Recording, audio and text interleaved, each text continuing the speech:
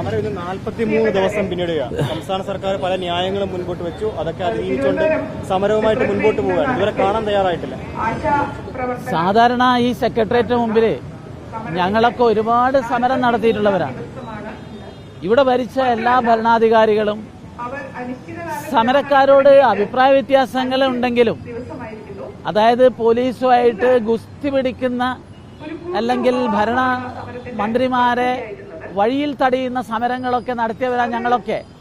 പക്ഷെ അന്നൊക്കെ ആ സമരത്തെ അഭിപ്രായ വ്യത്യാസങ്ങൾ ഉണ്ടെങ്കിൽ പോലും അവരെ വിളിക്കുക, ചർച്ച ചെയ്യുക, അത് പരിഹരിക്കുക എന്നുള്ള സമീപനമാണ് ഇവിടെ ജനാധിപത്യ കേരളത്തിൽ എന്നും നടന്നിട്ടുള്ളത്.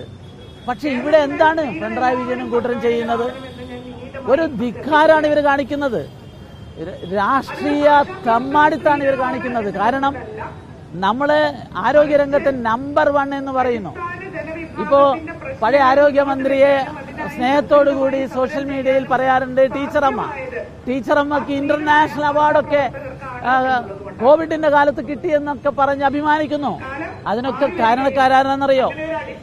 നമ്മൾ ആളുകൾ ക്വാറന്റൈനിൽ കിടക്കുമ്പോൾ അവർക്ക് ഭക്ഷണം കൊണ്ട് കൊടുത്തത്, അവർക്ക് മരുന്ന് കൊണ്ട് കൊടുത്തത്, ഒരുപക്ഷെ കേരളത്തിലെ ആരോഗ്യ മേഖലയെ രക്ഷിക്കുന്നതിന് ഏറ്റവും വലിയ സംഭാവന ചെയ്തിട്ടുള്ളവരാണ് ആശാവർക്കർ. ആ ആശാവർക്കർമാരുടെ ഈ സമരത്തോട് ഇവർ കാണിക്കുന്ന പരിഹാസവും അവഗണനയും വളരെ ക്രൂരമാണ്. അതിന് പിണറായി വിജയനും അവരുടെ പ്രസ്ഥാനവും വലിയ വില നൽകേണ്ടി വരും. രണ്ട് സർക്കാർ വിചാരിച്ചാൽ ഇവരുടെ പ്രശ്നങ്ങൾക്ക് പരിഹാരം ഉണ്ടാകാൻ സാധിക്കും. ഓണറേറിയം വർദ്ധിപ്പിക്കേണ്ട സംസ്ഥാന സർക്കാരും ഇൻസെന്റീവിന്റെ കാര്യം തീരുമാനമെടുക്കേണ്ട കേന്ദ്ര സർക്കാരുമാണ്. കേന്ദ്ര സർക്കാർ ഇതിനുവേണ്ടി എന്തെങ്കിലും സമ്മർദ്ദം ചെലുത്തുന്നു? നമുക്കെല്ലാവർക്കും അറിയാവുന്നത് ആരോഗ്യവകുപ്പ് സംസ്ഥാനത്തിന്റെ നിയന്ത്രണത്തിലുള്ള ഒരു ഡിപ്പാർട്ട്മെന്റാണ്.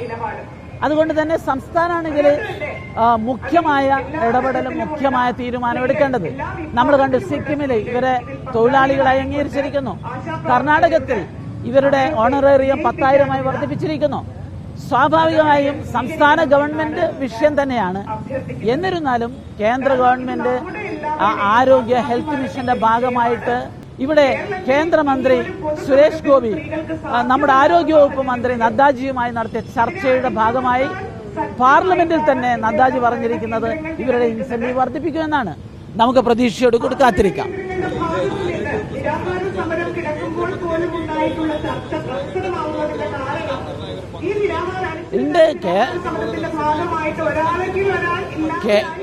കേരളത്തിലെ ആരോഗ്യരംഗത്ത് നമ്മുടെ PHC മുതൽ നമ്മുടെ ശ്രീചിത്രയിലെ ആശുപത്രി കെട്ടിടം വരെ നിങ്ങൾ നോക്കൂ. പുതിയ ഒരുപാട് കെട്ടിട സൗകര്യങ്ങൾ ആരോഗ്യരംഗത്ത് എല്ലാ ജില്ലാ ആശുപത്രികളിലും പുതിയ പുതിയ കെട്ടിടങ്ങൾ ഒക്കെ കേന്ദ്ര ഹെൽത്ത് മിഷന്റെ ഭാഗമായിട്ടാണ് കേന്ദ്ര ഗവൺമെന്റ് ആരോഗ്യരംഗത്ത് നൽകുന്നത്. ആശാ വർക്കർമാർക്ക് ഇൻസെന്റീവ് കൊടുക്കുന്നുണ്ട്. അത് വർദ്ധിപ്പിക്കും എന്നുള്ളത് തന്നെയാണ് കേന്ദ്ര ഗവൺമെന്റ് പറഞ്ഞിട്ടുള്ളത്. നമുക്ക് പ്രതീക്ഷയോട് കൂടി കാത്തിരിക്കാം.